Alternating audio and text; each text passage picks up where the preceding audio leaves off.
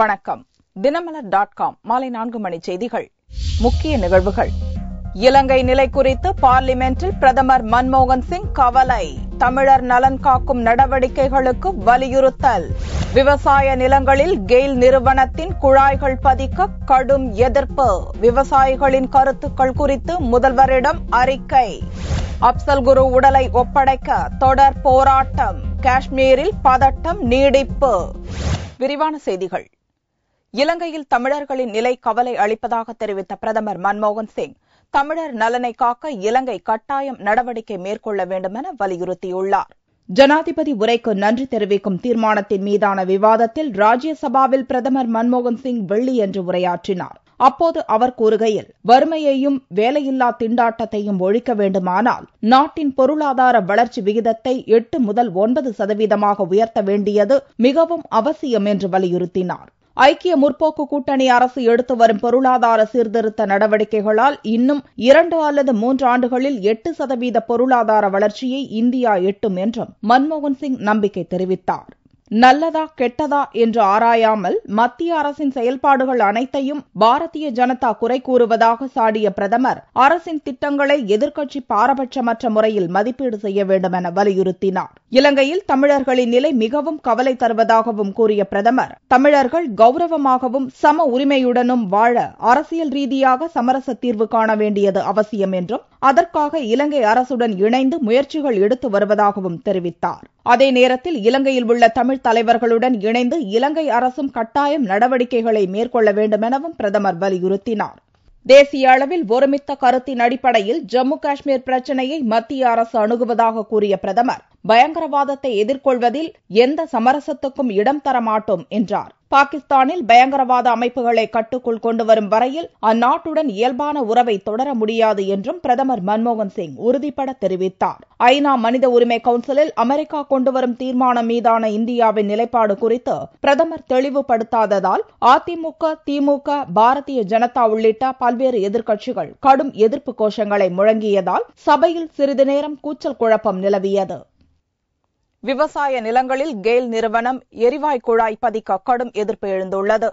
3 நாள் கருத்து கேட்பு கூட்டம் முடிந்துள்ள நிலையில் சாதகமான பதிலை விவசாயிகள் எதிர்பார்த்துள்ளனர். கெயில் இந்தியா என்ற மத்திய அரசு நிறுவனம் கொச்சி, கோவை, சேலம் வழியாக பெங்களூர் வரை எரிவாயு கொண்டு செல்லும் திட்டத்தை கடந்த ஆண்டு துவக்கியது. கோவை, சேலம், ஈரோடு, திருப்பூர், நாமக்கல், தர்மபுரி, கிருஷ்ணகிரி ஆகிய 7 மாவட்டங்களில் விவசாய நிலங்கள் வழியாக குழாய்களை புதைக்கும் பணி துவங்கியது.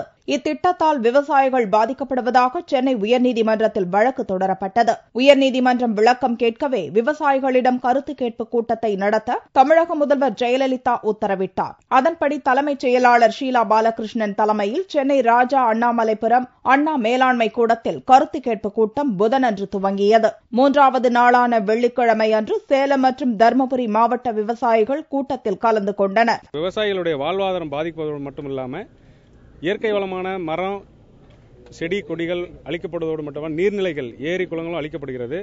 இதனால இந்த இடத்துல விவசாயம் செய்யக்கூடிய ஒரு சூழ்நிலை மாத்திரம் இல்லாமல் வறட்சி இன்னும் மேலும் அதிகரிக்கக்கூடிய ஒரு வாய்ப்பு, விவசாயம் செய்யாமல் போனால் வறட்சி இன்னும் அதிகரிக்கக்கூடிய ஒரு வாய்ப்பு இருக்கிறதுனால தான் நாங்கள் இதை தொடர்ந்து எதிர்த்துக்கிறதுக்காக தான் இங்கே வந்திருக்கிறோம். நெடுஞ்சாலைத்துறை வழியாவோ இல்லை ரயில்வே லேண்ட் ஏற்கனவே ஆல்ரெடி ஆக்குபைடு, அந்த லேண்ட்லேயே ஏகப்பட்ட வேஸ்ட் லேண்ட் இருக்கு, அந்த நிலத்தின் வழியாக கூட கொண்டு போகலான்றது தான் எங்களுடைய முக்கியமான கோரிக்கையாக இருக்கிறது. 3 நாட்கள் கருத்து கேட்பு கூட்டம் முடிவடைந்த நிலையில் விவசாயிகள் தெரிவித்த கருத்துக்கள் குறித்த அறிக்கை முதல்வரிடம் அளிக்கப்படுகிறது. விவசாயிகள் பாதிக்காத வகையில் மேற்கொள்ளும் நடவடிக்கை குறித்து சென்னை உயர்நீதிமன்றத்தில் அரசு பதிலளிக்கும் என்று எதிர்பார்க்கப்படுகிறது. அப்சல் குரு உடலை கேட்டு ஜம்மு காஷ்மீரில் தொடர்ந்து போராட்டங்கள் நடந்து வருவதால் பதற்றம் நீடிக்கிறது. பார்லிமென்ட் தாக்குதல் வழக்கில் டெல்லி திகார் சிறையில் அடைக்கப்பட்டிருந்த காஷ்மீர பயங்கரவாதி அப்சல் குரு கடந்த மாதம் 9ஆம் தேதி தூக்கிலிடப்பட்டான். திகார் சிறை வளாகத்திலேயே அடக்கம் செய்யப்பட்ட அப்சல் குருவின் உடலை கேட்டு ஜம்மு காஷ்மீர் முழுவதும் கடந்த சில நாட்களாகவே பிரிவினைவாத ஆதரவு அமைப்புகள் தொடர் போராட்டங்களை நடத்தி வருகின்றன. அப்சல் குரு தூக்கிலிடப்பட்டதிலிருந்து டெல்லியிலேயே போலீஸ் கட்டுப்பாட்டில் வைக்கப்பட்டிருந்த ஹூரியத் பிரிவினைவாத இயக்க தலைவர் சையத் அலி ஜிலானி ஸ்ரீநகருக்கு விமானத்தில் வியாழனன்று வந்தார். பிற்பகலில் விமானத்தை விட்டு இறங்கியதும் அவரை போலீசார் கைது செய்து ஹைதர்போராவில் உள்ள அவரது இல்லத்தில் வீட்டு காவலில் வைத்தனர். இதனால் பிரிவினைவாத இயக்கத்தினருக்கும் பாதுகாப்பு படையினருக்கும் மோதல் ஏற்பட்டது. இதனிடையே அப்சல் குருவின் உடலை கேட்டு வெள்ளிக்கிழமை தொழுகைக்கு பின் பெரிய அளவில் போராட்டங்களை நடத்த பிரிவினைவாத அமைப்புகள் அழைப்பு விடுத்துள்ளதால் தலைநகர் ஸ்ரீநகர், அப்சல் குருவின் சொந்த மாவட்டமான பாரமுல்லா உள்ளிட்ட பெரும்பாலான பகுதிகளில் வியாழன் நள்ளிரவிலேயே 144 தடை உத்தரவு அமல்படுத்தப்பட்டது. வாகன போக்குவரத்து, மக்கள் நடமாட்டம் ஆகியவற்றுக்கு கடுமையான கட்டுப்பாடுகள் விதிக்கப்பட்டதால் பெரும்பாலான பகுதிகள் வெறிச்சோடி காணப்பட்டன. பிரிவினைவாதிகளின் போராட்டங்களால் வன்முறை ஏற்படாத வகையில் போலீசார் மற்றும் ராணுவத்தினர் தீவிர கண்காணிப்பு பணியில் ஈடுபடுத்தப்பட்டுள்ளனர். திருச்சி நீதிமன்றத்துக்கு வெடிகுண்டு மிரட்டல் வந்ததால் தீவிர சோதனை மேற்கொண்ட போலீசார் பாதுகாப்பை பலப்படுத்தியுள்ளனர். திருச்சி நீதிமன்றத்திற்கு வெடிகுண்டு வைத்திருப்பதாக உயர்நீதிமன்ற மதுரை கிளைக்கு தொலைபேசியில் மர்ம நபர்கள் மிரட்டல் விடுத்தனர். இதையடுத்து மதுரையிலிருந்து திருச்சி மாவட்ட முதன்மை அமர்வு நீதிமன்றத்திற்கு தகவல் தரப்பட்டது. அங்கிருந்து திருச்சி கண்டோன்மென்ட் காவல் நிலையத்திற்கு தகவல் போனது. திருச்சி கண்டோன்மென்ட் போலீசார் வெடிகுண்டு நிபுணர்கள் உதவியுடன் திருச்சி நீதிமன்றத்தில் வெடிகுண்டு சோதனை நடத்தினர். உயர்நீதிமன்ற கிளையாக ஒரு தகவல் எங்களுக்கு வந்தது. அது தகவலின் பேரில் மற்ற எங்களுக்கு தகவல் கிடைச்சதுன்னா ஒரு 5 நிமிஷம் நாங்கள் வந்துட்டோம். உடனே பிடிஎஸ் பார்ட்டி மற்ற போலீஸ் பார்ட்டிக்கு தகவல் கொடுத்து எங்கள் கண்டமன்ற ரேஞ்சுக்கு உட்பட்ட போலீஸ் பார்ட்டியுடன் 10-20 மணி முதல் இதுவரை தணிக்கை செய்தோம். இன்னும் தணிக்கை செய்து கொண்டிருக்கிறோம். எந்த இது வந்து பொருளையாக என்று கருதுகிறேன். மேற்கொண்டு தேவையான பாதுகாப்பு ஏற்பாடு செய்யப்பட்டு வருகிறது. திருச்சி முதன்மை மாவட்ட அமர்வு நீதிமன்றம், கூடுதல் நீதிமன்றம், குற்றவியல் நீதிமன்றங்கள், மகளிர் நீதிமன்றம் மற்றும் நீதிபதிகளின் அறைகள், அவர்களது கார்கள் மற்றும் அங்கிருந்த வாகனங்களில் போலீசார் சோதனை நடத்தினர். வெடிகுண்டு புரளி என்ற போதிலும் நீதிமன்ற வளாகத்தில் பாதுகாப்பு பலப்படுத்தப்பட்டுள்ளது. மத்திய உளவுத்துறையின் எச்சரிக்கையை அடுத்து தென் மாவட்டங்களில் பாதுகாப்பு பலப்படுத்தப்பட்டுள்ளது. ஹைதராபாத் இரட்டை குண்டுவெடிப்பு சம்பவத்தை தொடர்ந்து மேலும் சில இடங்களுக்கு பயங்கரவாதிகள் குறிவைத்துள்ளது தெரிய வந்துள்ளது. மத்திய உளவுத்துறையின் எச்சரிக்கையை தொடர்ந்து தென் மாவட்டங்களில் பாதுகாப்பு பலப்படுத்தப்பட்டுள்ளது. குறிப்பாக கோவில்கள் மற்றும் மக்கள் அதிக அளவு கூடும் இடங்களில் பாதுகாப்பு அதிகரிக்கப்பட்டுள்ளதாக தென்மண்டல ஐஜி அபய்குமார் தெரிவித்தார். ராமேஸ்வரம் டெம்பிள், ஆண்டாள் டெம்பிள், கன்னியாகுமரி, இதெல்லாம் அந்த முக்கியமான இடத்துல திருச்செந்தூர் எல்லா டெம்பிளுக்கு எப்பவும் பாதுகாப்பு உண்டு. ஏதாவது நமக்கு ஒரு அதிகமாக பண்ணோதான் அன்னைக்கு போடுவோம். பட் எப்பவுமே ஜென்ரல் செக்யூரிட்டி எப்பவும் இருக்குது. எல்லா டெம்பிளுக்கும் செக்யூரிட்டி இருக்குது எப்பவுமே. அதே தேவைப்பட்டா அப்போ கூடுதல் பண்ணுவோம். சவுத் ஜோன்ல எது இம்பார்ட்டன்ட் பிளேஸ், இதான் இம்பார்ட்டன்ட் பிளேஸ் இருக்குது. இல்லை இங்கே பொறுத்தவரை Rameswaram is important, Tiruchendur is important, Kanyakumari important, then உங்க இது விதுநகர் டெம்பிள், இந்த 3-4 டெம்பிள் இம்பார்ட்டன்ட். முன்னதாக மதுரை பாஸ்போர்ட் மண்டல அலுவலகத்தில் நடந்த சிறப்பு குறைதீர் முகாமில் தென்மண்டல போலீஸ் ஐஜி அபய்குமார் சிங், மண்டல பாஸ்போர்ட் அதிகாரி மணீஸ்வர ராஜா கலந்து கொண்டனர். ஹைதராபாத் குண்டுவெடிப்பு சம்பவத்தை தொடர்ந்து கோவையில் வெடிமருந்துடன் பிடிப்பட்ட லாரி, நாகர்கோவிலில் பயங்கரவாதிகள் பதுங்கியிருப்பதாக வெளியான தகவல் போன்றவற்றால் போலீசார் உஷார்படுத்தப்பட்டுள்ளனர். கிரானைட் முறைகேடு தொடர்பாக விஏஓ புகாரின் அடிப்படையில் PR பழனிசாமி மகன் உட்பட 9 பேர் கைது செய்யப்பட்டனர்.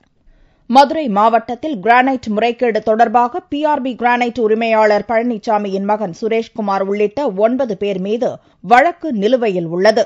வழக்கு தொடர்பாக சுரேஷ்குமார் உறவினர் தேவேந்திரன், ஐயப்பன், ஆறுமுகம், ஜோதி பாசு, பரமானந்தம் உள்ளிட்ட 9 பேர் மதுரை SP அலுவலகத்தில் ஆஜராகி வந்தனர். வழக்கம் போல் வியாழனன்று வந்தவர்கள் போலீஸ் SP பாலகிருஷ்ணன் வருகைக்காக காத்திருந்தனர். இந்நிலையில் மாலையில் அப்பன் திருப்பதி போலீசார் அனைவரையும் ரிமாண்ட் செய்ய உத்தரவிட்டுள்ளதாக தெரிவித்து அவர்களை அப்பன் திருப்பதி போலீஸ் நிலையத்திற்கு அழைத்துச் சென்றனர். கிரானைட் முறைகேடுகள் குறித்து கீழவளவு VAO அக்பர் சேட் தெரிவித்த புகாரின் அடிப்படையில் இந்நடவடிக்கை எடுக்கப்பட்டதாக போலீசார் தெரிவித்தனர்.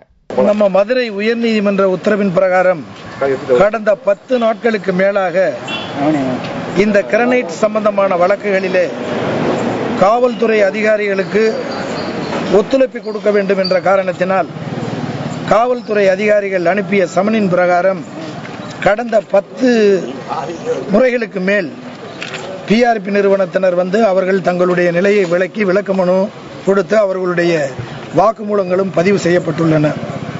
இன்றைய தினம் விசாரணை என்ற பெயரிலே திடீரென்று காவல்துறை அதிகாரிகள் அவர்களை வரவழைத்து தற்சமயம் அப்பன் திருப்பதி காவல் நிலையத்திலே புதிதாக 2 வழக்குகள் நாங்கள் போடப் போகிறோம் என்று சொல்லி உள்ளார்கள்.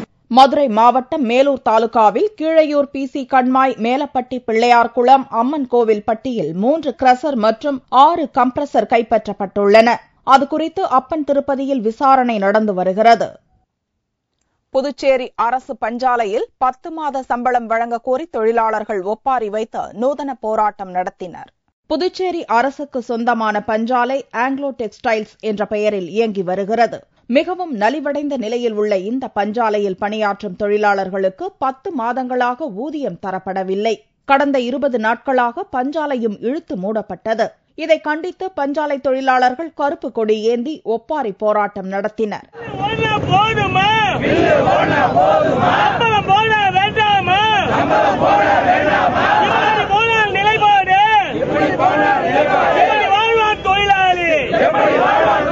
ஏஎப்டி தொழிலாளர் 2 மாத சம்பளத்தை முதலிட போட்டு இந்த மின் இயங்கிக் கொண்டிருக்கிறது. இதில் 10 மாத சம்பளம் வழங்கப்படாமல் இருக்குது. இந்த 10 மாத சம்பளம் வழங்கப்படாததால தொழிலாளர்கள் மிக வறுமையில் இருக்கிறாங்க. நடுரோட்டில் வந்து போராட நிலைக்கு இன்னைக்கு உருவாகிருக்குது. இது சம்பந்தமாக முதல்வர் கூட இந்த மாநாட்டில் இந்த மில்லு சிறப்பாக செயல்படும், இனிமே சிறப்பாக செயல்படுறதுக்கான முயற்சி எடுத்து வருவதாக சொல்லியிருந்தார். கடந்த 10 நாட்களாக சம்பளம் வழங்க கோரியும் மில்லை இயக்க கோரியும் போராட்டம் நடத்தி கொண்டு வருகிறோம். உரிய நடவடிக்கையை எடுக்காவிட்டால் தொழிலாளர் நலத்துறை அமைச்சர் இல்லத்தை முற்றுகையிடுவோம் என்றும் பஞ்சாலையில் குடியேறும் போராட்டத்தை நடத்துவோம் என்றும் தொழிலாளர்கள் தெரிவித்துள்ளனர். 108 திவ்ய தேசங்களில் 2வதான உறையூர் கமலவல்லி நாச்சியார் கோவில் தெப்போற்சவத்தில் திரளான பக்தர்கள் பங்கேற்றனர். 108 திவ்ய தேசங்களில் 2வதாக உறையூர் கமலவல்லி நாச்சியார் கோவில் கருதப்படுகிறது. திருமண தடை நீங்க திருவருள் புரியும் உறையூர் கமலவல்லி தாயார் கோவிலில் ஆண்டுதோறும் 7 நாட்கள் தெப்ப உற்சவம் கொண்டாடப்படுகிறது. இந்த ஆண்டு கடந்த 2ஆம் தேதி கொடியேற்றத்துடன் துவங்கிய தெப்போற்சவத்தில் 6ஆம் நாளில் கமலவல்லி தாயாரின் தெப்போற்சவம் விமர்சையாக நடந்தது. சாய்ந்த கொண்டை அணிந்து திருவாபரணங்கள் சூட்டியவாறு தங்க பல்லக்கில் தாயார் எழுந்தருளினார். வீதியுலா வந்த தாயார் ஆலய தீர்த்த குளத்தில் வண்ணமிகு மின் விளக்குகளாலும் பூக்களாலும் அலங்கரிக்கப்பட்ட தெப்பத்தில் எழுந்தருளி பக்தர்களுக்கு அருள் பாலித்தார்.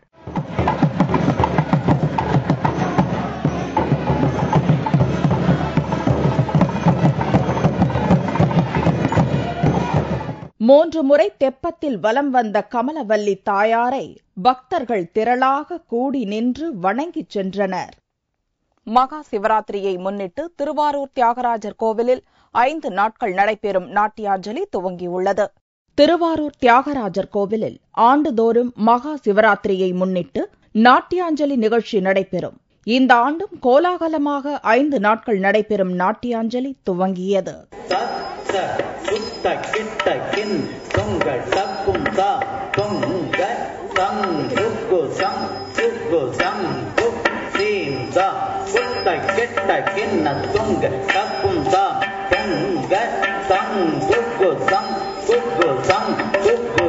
இந்த நாட்டியாஞ்சலி நிகழ்ச்சியை தமிழக அருங்காட்சியகம் மற்றும் கலாச்சாரத்துறை இயக்குநர் ஜவஹர் துவக்கி வைத்தார்.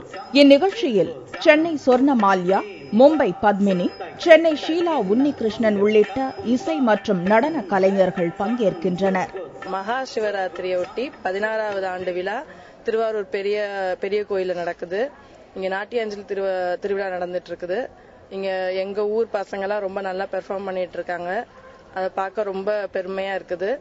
இது நிறைய ஊர்ல இருந்து நிறைய பேர் பாக்குறாங்க.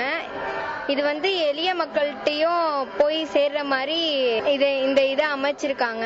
இங்க ஆடுறதுக்கு நாங்கெல்லாம் சந்தோஷப்படுறோம். இந்நிகழ்ச்சி மகா சிவராத்திரியான ஞாயிற்றுக்கிழமை வரை நடக்கிறது. திருவாரூர் மாவட்டத்தில் உள்ள நடன பள்ளிகள், கல்வி நிலையங்களைச் சேர்ந்த மாணவ மாணவிகளும் இந்நிகழ்ச்சியில் நடனமாடுகின்றனர். இந்நிகழ்ச்சியை காண ஏராளமான நடன இசை ரசிகர்கள் வருகை தந்துள்ளனர். தங்கத்தின் விலை வெள்ளியன்று 1 சவரனுக்கு 128 ரூபாய் குறைந்திருந்தது. 1 சவரன் தங்கம் 22,024 ரூபாய்க்கு விற்பனையானது. 1 கிராம் ஆபரண தங்கம் 2,753 ரூபாயாக இருந்தது. வெள்ளி 1 கிராமுக்கு 50 காசுகள் குறைந்து 58 ரூபாய் 10 காசுகளுக்கு விற்பனையானது. பார்வெள்ளியின் விலை 54,255 ரூபாயாக இருந்தது. தூப்புக்காரி நாவலை எழுதிய குமரி இளம்பெண் மலர்வதி இந்த ஆண்டுக்கான இளம் படைப்பாளிகளுக்கான சாகித்ய அகாடமி விருதுக்கு தேர்ந்தெடுக்கப்பட்டுள்ளார். தன் வாழ்க்கையில் ஏற்பட்ட அனுபவத்தை கதை கருவாக கொண்டு உருவாக்கிய தூப்புக்காரி என்ற நாவலை இளம்பெண் மேரி புளோரா என்கிற மலர்வதி எழுதியிருந்தார். இந்த ஆண்டுக்கான இளம் படைப்பாளிகளுக்கான சாகித்ய அகாடமி விருதுக்கு மலர்வதி தேர்ந்தெடுக்கப்பட்டுள்ளார். இவர் கன்னியாகுமரி மாவட்டம் நாகர்கோவில் திருவனந்தபுரம் தேசிய நெடுஞ்சாலையில் 19வது கிலோமீட்டரில் அமைந்துள்ள வெள்ளிக்கோடு கிராமத்தைச் சேர்ந்தவர். மிகவும் ஏழ்மையான குடும்பத்தில் பிறந்த மலர்வதி தன்னுடைய 5வது படைப்பாக தூப்புக்காரி என்ற நாவலை எழுதியுள்ளார். இந்த நாவலானது தனது தாயின் வாழ்க்கையில் நடந்த உண்மை சம்பவத்தையும் அவர் பட்ட கஷ்டங்களையும் கருவாக வைத்து உருவாக்கியதாக தெரிவித்தார். என்னுடைய சின்ன வயசுல எனக்கு அப்பாவை தெரியாது. அப்பா இல்லாத காலத்துல என்னுடைய அம்மா பக்கத்துல இருக்கக்கூடிய ஆர்சி நடுநிலைப்பள்ளி அப்படிங்கிற இடத்துல இந்த துப்புரவு அதாவது ஆயா வேலைக்கு தான் எங்க அம்மா ஃபர்ஸ்ட் போனாங்க. கழிவறை சுத்தம் பண்ணிட்டு இருக்கும்போது நான் அங்க ஆவலோட போவேன். அம்மாவை பார்க்கலாமேன்னு போகும்போது அவங்களால என்ன எடுக்கிறதுக்கோ அரவணைக்கிறதுக்கோ நான் எனக்கு பசிக்கு, ஏன்னா என்னோட இன்னும் ஒரு அக்கா உண்டு. நாங்க எல்லாருமே இந்த நிலையில தான் வளர்ந்தோம். ஆனா அவங்க அதுவும் எப்படி உள்வாங்கினாங்கன்னு தெரியல. ஆனா எனக்குள்ள அது பதிந்து போயிருந்திருக்கு. மற்றவங்களுக்கு நாற்றமாக அருவருப்பாக கழிவாக தெரிந்தது எனக்கு தெரியாம போச்சு. அப்போ இப்படி நிறைய விஷயங்களை நான் பார்த்து என்னுடைய அம்மா பட்ட வலி, நாங்க அதோட பட்ட வலி, அந்த அடிப்படையில நான் உட்கார்ந்து எழுதுனதான் என்னுடைய தூப்பு. மார்ச் 22ஆம் தேதி கவுஹாத்தியில் நடக்கும் விழாவில் மலர்வதிக்கு சாகித்ய அகாடமி விருது வழங்கப்படுகிறது. செம்பு பட்டமும் 50,000 ரூபாயும் விருதாக வழங்கப்பட்டாலும் இவ்விருதை வாங்குவதற்கு செல்ல தேவையான பணம் இல்லாமல் மலர்வதி கவலையில் ஆழ்ந்துள்ளார் என்பதே உண்மை.